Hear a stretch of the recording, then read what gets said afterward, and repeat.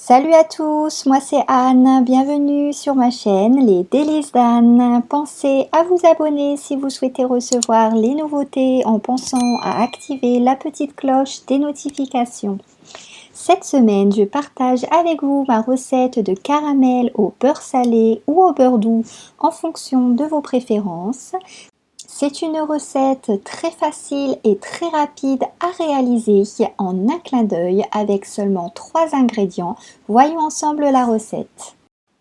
Pour la réalisation du caramel, vous allez avoir besoin de 20 centilitres de crème liquide à 30% de matière grasse, de 200 g de sucre en poudre, de 60 g de beurre doux ou demi-sel en fonction de vos préférences et d'un pot de confiture de 450 g vide.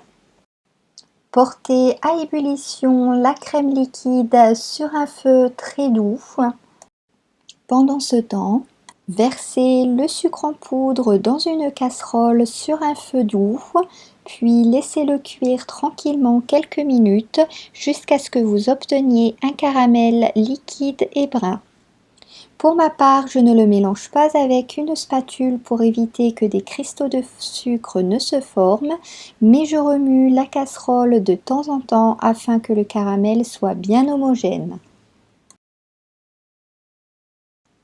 Lorsque les grains de sucre ont tous fondu, ajoutez la crème liquide bouillante en 3 fois en incorporant bien la crème entre chaque ajout à l'aide d'une spatule, sans jamais cesser de remuer.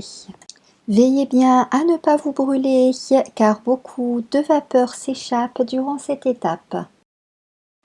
Une fois que la crème est bien incorporée, continuez de mélanger durant 2 minutes avant d'éteindre le feu.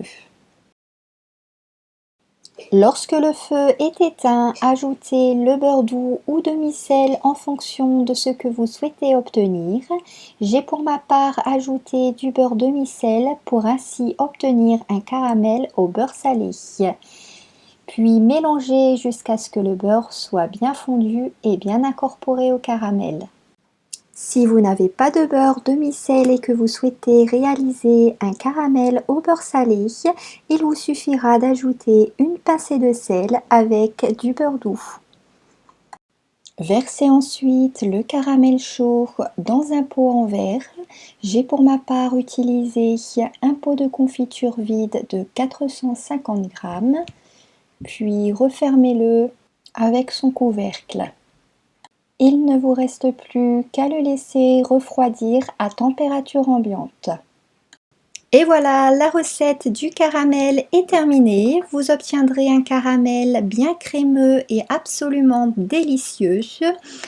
N'oubliez pas de liker la vidéo si vous avez apprécié et de vous abonner si vous souhaitez recevoir les nouveautés en pensant à activer la petite cloche des notifications. Il ne me reste plus qu'à vous dire à vos fourneaux en vous souhaitant la réussite pour la réalisation de cette recette. Je vous dis à très bientôt dans l'une de mes vidéos. Ciao ciao!